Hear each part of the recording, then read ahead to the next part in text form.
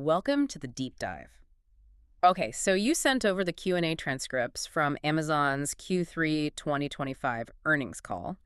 We're skipping the prepared stuff today. Good call. Straight to the heart of it, where analysts really push on strategy. Exactly. This was October 30th, and we want to focus just on what came out when, the analysts got their turn. Right. Because the numbers look good, sure, but the real juice is in where all that money is going and how the business is fundamentally shifting. You had BofA, Morgan Stanley, JP Morgan.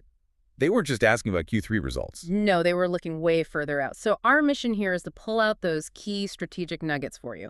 We're looking at AWS capacity, that custom silicon bet, the grocery push, and this idea of agentic commerce.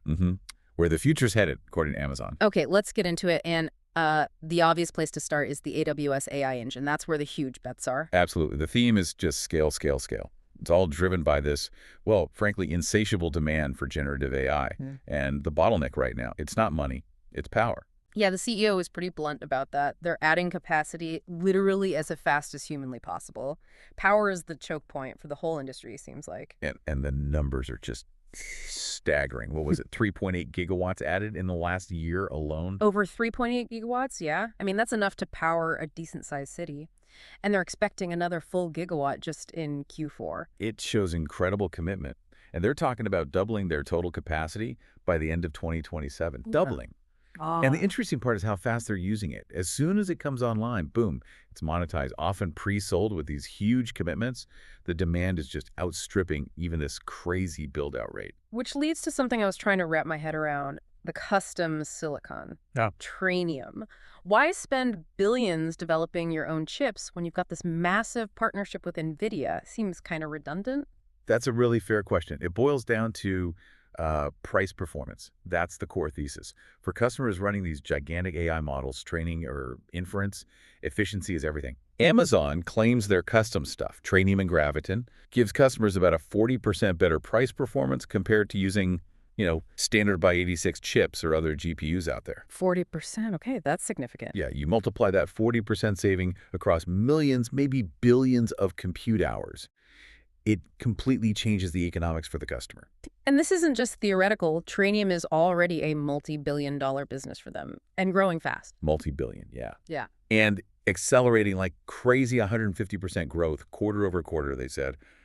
But the scale commitment, that's the real eye-opener. Right, like that Project Rainier example. Exactly. Anthropic using it. It's a massive compute cluster, spans multiple data centers in the U.S. Okay. Anthropic's training its next big model on it. Using how many chips? 500,000 Trainium 2 chips right now. Yeah. And they're committed to scaling that up to 1 million chips by the end of this year. 1 million chips. Yeah. Just think about the logistics, the power, cooling, networking for that. It's an operational beast. Very few companies could even attempt that. And Trainium 2 is already fully booked up, by the way. Fully subscribed. So just a few huge customers got in. Correct. For now, it's a small number of very large customers, as they put it. But that leads to the next step, Trainium 3. Okay, what's the story there? Expected to preview late 2025, so pretty soon. Major volumes hitting early 2026. And it's supposed to be another 40% better than Trainium 2. Another 40% jump. Wow. And crucially, the plan is for Trainium 3 to reach beyond just those few giants. They want to make it accessible to medium-sized businesses too. So it's about democratizing that high-efficiency AI compute. That's the idea. Okay, stepping back then. What this all means for you, the listener, is basically Amazon is betting the farm, billions and billions, that they can drive down the fundamental cost of doing AI. Exactly. If they pull it off, they become the bedrock infrastructure for, well, pretty much everything AI-related in the enterprise world. That is absolutely the play. Now let's switch gears a bit. If they're building this massive AI engine in the cloud, how does that change things on the ground in their core retail business? Yeah, good transition. And the grocery strategy seems like the prime example of that operational shift. I mean, the scale is already wild. Over $100 billion in grocery sales in the last year. And that's excluding Whole Foods and Amazon Fresh physical stores, right? Yeah. Just the stuff delivered from their regular warehouses. Exactly. Makes them easily a top 3 U.S. grocer just on that alone. And the big shift they talked about, the CEO called it a game changer, is being able to deliver perishable groceries same day, right alongside your regular Amazon order of, books or electronics. Right. No more separate trip for milk and eggs. They really think this breaks that whole weekly stock-up habit people have. Why bother with one huge trip if you can just tack fresh stuff onto your normal Amazon orders and get it in hours? Seems logical. And they're expanding this Oh, fast. yeah. They went from, I think, 1,000 cities offering this integrated delivery to targeting 2,300 cities by the end of this year. That's rapid expansion. And what about the physical stores? Amazon Fresh. It was interesting. When analysts asked, the CEO basically said, focusing on delivering perishable same day from their existing warehouses is the most exciting thing right now. They'll keep experimenting with physical formats, but the clear priority is leveraging the current network. Gotcha. Okay, staying with operations. Robotics. Over 1 million robots now in the fulfillment centers. 1 million. It's a massive investment area. What's the strategic driver there? Just cutting costs, replacing people. They frame it more around efficiency and complementing human workers. Robots improve safety. They boost productivity and speed, which does lead to cost efficiencies, yes. But the goal isn't just replacement. It's letting robots do the heavy, repetitive stuff, freeing up humans for more complex tasks, like quality control or problem solving. They see it as a long-term competitive edge. Makes sense. Okay, and sticking with the workforce, there was that interesting question about the recent layoffs, the role eliminations. Was it purely financial? Or maybe AI starting to take jobs? Yeah, the CEO's answer was quite specific. He pushed back on it being primarily financial or AI-driven. Really? What was the reason then? He said it was culture-driven, a deliberate push to strip out layers of management, increase individual ownership, and make sure the company can still move fast, like a startup, despite its size. That sounds maybe a little bit like a convenient story for investors. I mean, removing layers does cut costs. It does, and that's a fair critique. But the point he was making, I think, was about decision speed.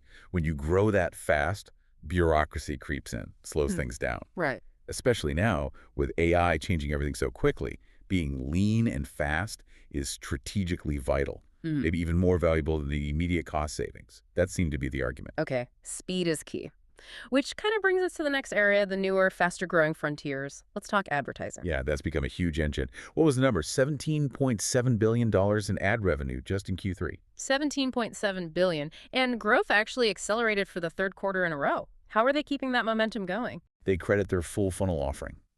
They're kind of unique in that they can touch customers all the way from initial awareness, think ads on Prime Video or live sports, right down to the moment of purchase with sponsored products on the site itself. Not many companies can cover that whole journey. Very few.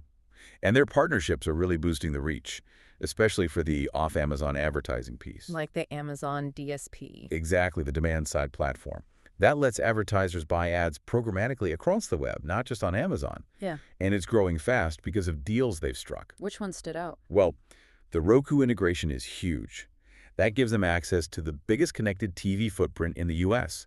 Then add in deals to sell Netflix ad inventory, plus Spotify, SiriusXM. Wow, so they're plugging into all these major streaming platforms. Yeah, it gives advertisers this direct programmatic way to reach hundreds of millions of viewers and listeners through Amazon's tools. It's a powerful combination. Okay, finally, let's touch on this concept the CEO seemed really excited about.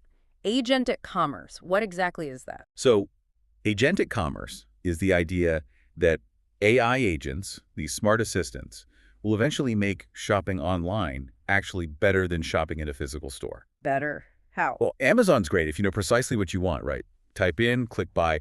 But what if you don't know? What if you need help figuring out options, comparing things, finding a solution, not just a product? Ah, okay. Like talking to a helpful salesperson. Exactly. Right now, a good human salesperson often has the edge there.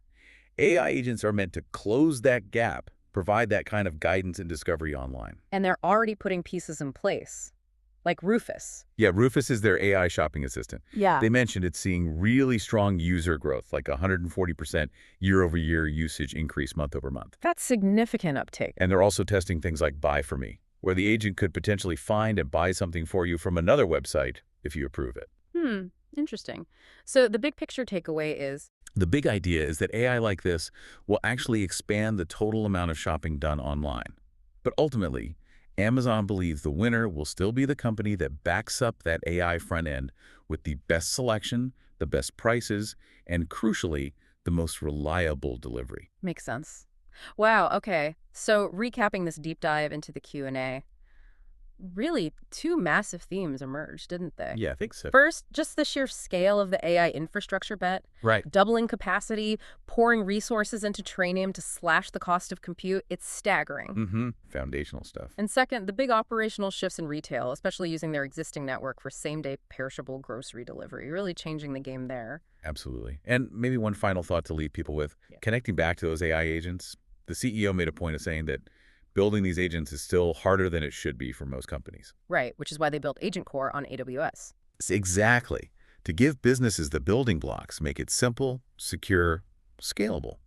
So the question is, if AWS actually succeeds in making powerful agent creation easy for everyone, how fast does AI completely rewrite that relationship between businesses and consumers? Yeah. Could that happen much faster, be much more disruptive than we're even thinking right now? That really is the billion, maybe trillion-dollar question, isn't it? Something to chew on. Thanks for diving up with us today. We definitely encourage you to keep thinking about those implications. We'll see you next time.